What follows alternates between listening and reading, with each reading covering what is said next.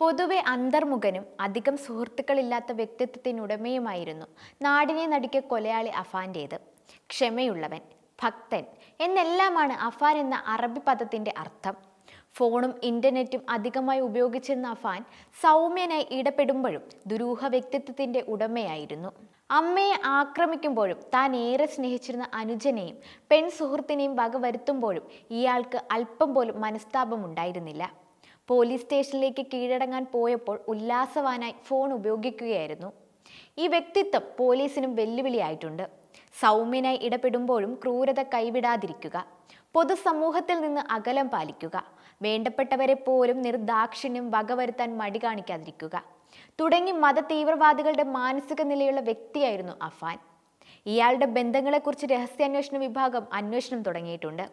ലക്ഷ്യം വെക്കുന്ന ആളെ തലച്ചോറ് തകർത്ത് ഒരിക്കലും രക്ഷപ്പെടില്ലെന്ന് ഉറപ്പുവരുത്തുന്ന PFI ആക്രമണ രീതിയാണ് അഫാനും പിന്തുടരുന്നത്. PFI ശക്തികേന്ദ്രമായ കലുങ്കിൻ മുഖത്തിന് ഏതാനും മീറ്ററുകൾ അകലെയാണ് അഫാൻ താമസിക്കുന്നത്.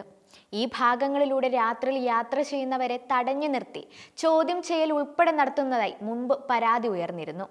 ഇവിടെ തിരുവോണ നാളിൽ പാതിരാത്രിയിൽ തമ്മിത്തല്ലി 2 പേർ മരിച്ചിട്ട് അധിക കാലമായിട്ടില്ല.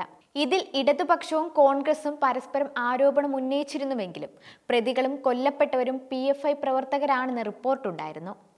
അഫാന്റെ ബന്ധങ്ങളെക്കുറിച്ച് മനസ്സിലാക്കിയാൽ മാത്രമേ ഇയാളെക്കുറിച്ച് കൂടുതൽ വ്യക്തത വരുത്താനാകൂ. അഫാന്റെ പിതാവ് സൗദിയിലെ ദമാമിൽ വാഹന സ്പെയർ പാർട്സ് ബിസിനസ് പൊളിഞ്ഞ് വൻ കടക്കെണിയിലാണ്. 7 വർഷമായി നാട്ടിൽ വന്നിട്ടില്ല. 4 വർഷം മുൻപ് യാത്രാവിലക്കിൽ കുടുങ്ങുകയും ചെയ്തു.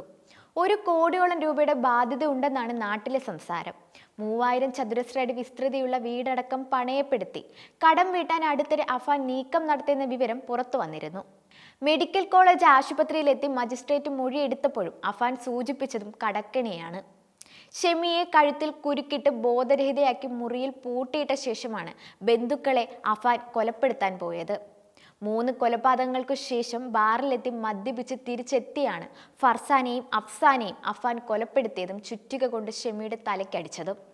അതേസമയം താൻ കട്ടിലിൽ നിന്ന് വീണെന്നാണ് മജിസ്ട്രേറ്റിന് അഫാന്റെ അമ്മ ഷെമി മൊഴി നൽകിയിട്ടുള്ളത്. മകൻ തന്നോട് ചെയ്ത ക്രൂരത മാതൃവാത്സല്യം കാരണം മറച്ചു വെക്കുകയായിരുന്നു ആ അമ്മ. എന്നാൽ ഇളയ മകൻ അഫ്സാനെ ഉൾപ്പെടെ 5 പേരെ അഫാൻ ക്രൂരമായി കൊലപ്പെടുത്തിയത് അമ്മ അറിഞ്ഞിട്ടില്ല. ഇടയ്ക്ക് ബോധം തെളിഞ്ഞപ്പോൾ അഫ്സാനെ കാണണമെന്നാണ് അവർ ബന്ധുക്കളോട് പറഞ്ഞത്.